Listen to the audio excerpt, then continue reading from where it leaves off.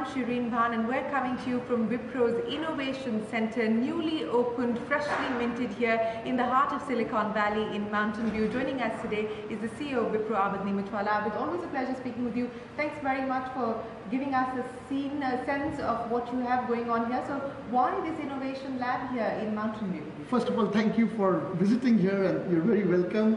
You're the first journalist to be able to come here and see it firsthand. There are few things as we rolled out our strategy that we talked about on which we are executing.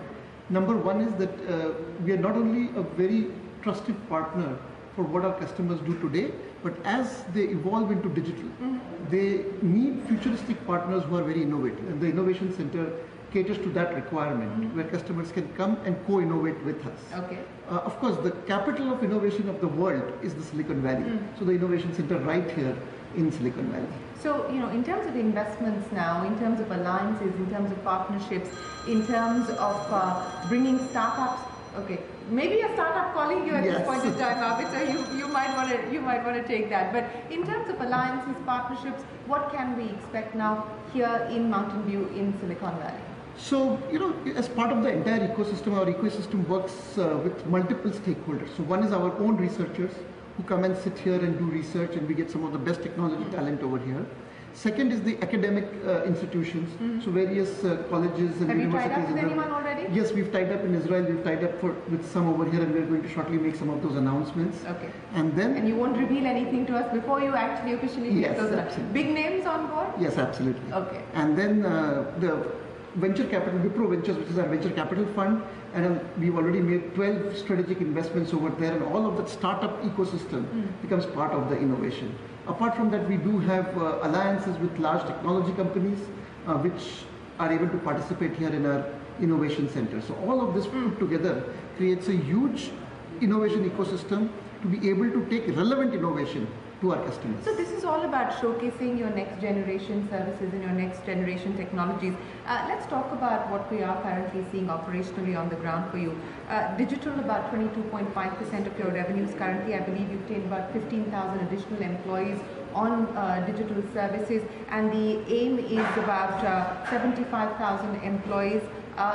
Give me a sense of where things stand and what we can now expect, especially as far as digital is concerned for Wipro. So digital is becoming the norm, right? And we see more and more customers with whom we are already working currently to accept proactive proposals from us to how to help them undergo the digital journey. And the digital journey, the way we look at it and we help customers is we help them strategize on digital, which happens in 14 digital pods around the world, one of which is here, but there are others in London, in Europe, in Bangalore, in India, as well as Australia and Tokyo in Japan.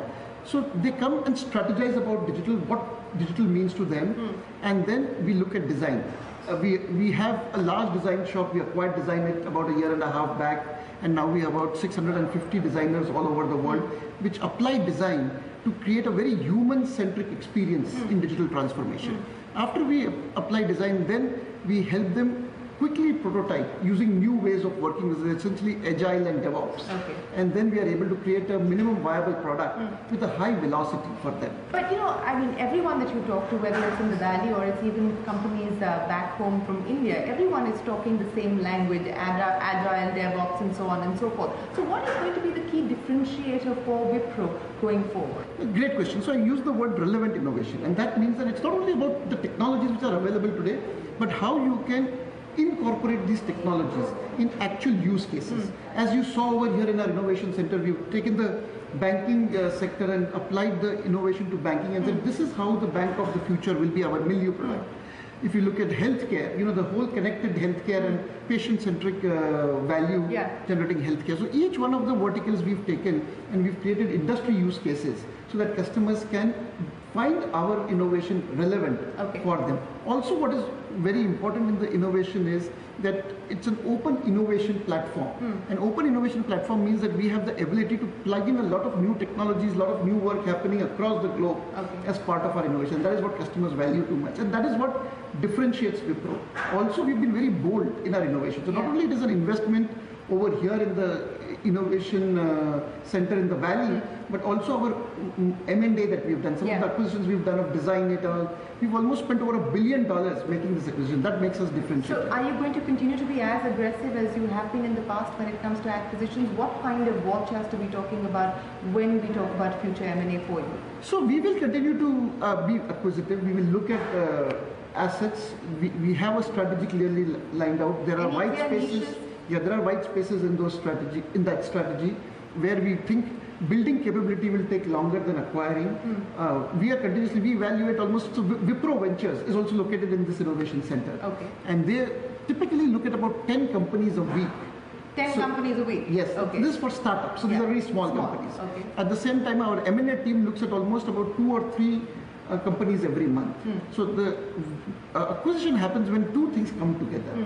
One is a white space in our strategy, and second is an asset which we like and is affordable. So is there an alignment currently between the white spaces that you see as well as an asset that you like, and could we expect something significant in this financial year?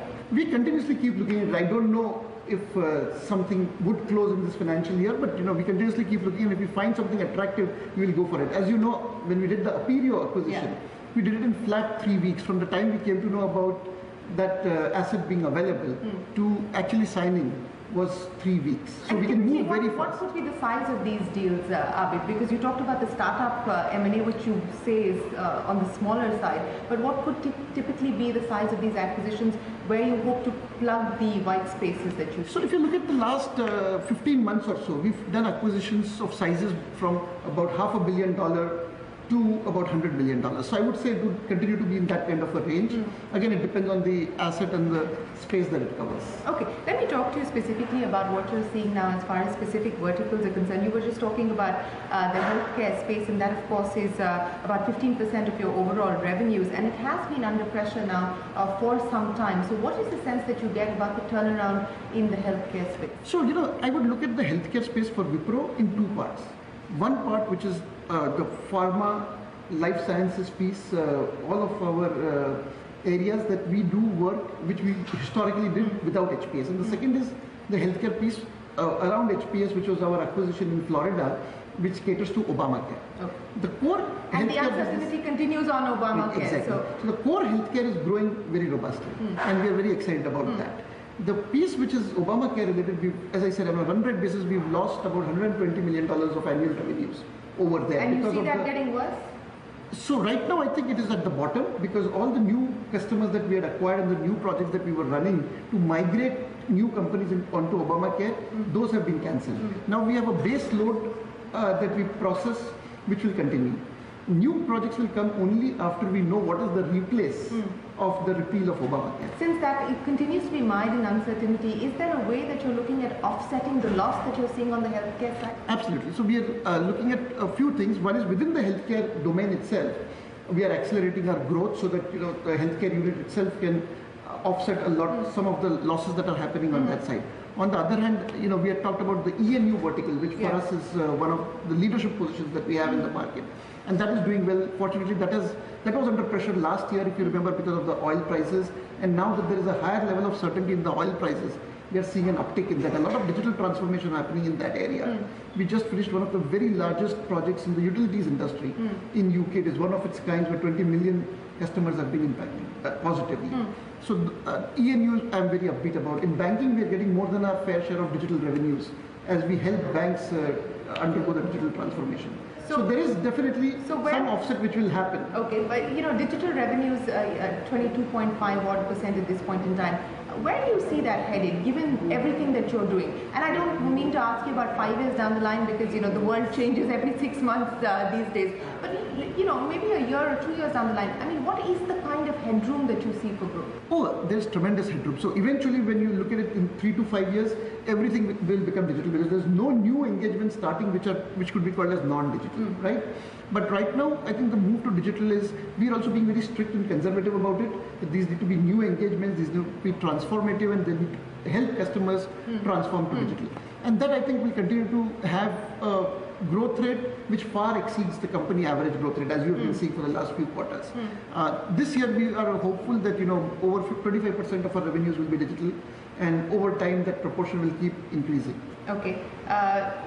I want to talk to you about, and we discussed this about 6 odd months back, and that was the aspirational target that you set for Wipro for about $15 billion by 2020. Now, like Infosys and like what Vishal is saying, that is an aspirational target and not a financial target, you're pretty much giving up on this as being a financial target as well, and this is a sort of aspirational number that you're working with. So, we from day one said this is an ambition. We called it ambition 15 by 20. So it is ambition. It has helped the entire company. But you'll have to change. You'll have to push back the 2020 period, won't you? So, or unless you still think that maybe through acquisitions, etc., you have a chance of being able to achieve I think there's a good chance, but at the same time, if we take one extra year to achieve it, or if we get to 14 billion instead of 15 billion, I don't think that we've not achieved the ambition. So you're still holding on to it. Absolutely. And the ambition is about transforming the company.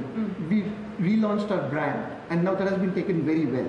We've been able to transform, as you said, about 75,000 people are on their way to get reskilled in digital. We have looked at each one of the areas. Localization has been a big part of our ambition, and we are now over 50% local in the United States. So what does that mean in terms of actual headcount? About 14,000 total employees we have in the US, and about over 7,000 are US locals hired from campuses all around the US. And what is the hiring plan now, given the fact that we've just seen President Trump endorse another bill which aims to bring down legal immigration very, very significantly and move to a much more merit-based system? We don't know the details yet, but what does that mean in terms of local hiring for you? So for us, it means that our dependence on visa is less, which means we will be able to staff engagements for our customers faster, because now we have an entire ecosystem built over here to be able to hire locally, and that means for us that we will be able to respond to customers' needs faster.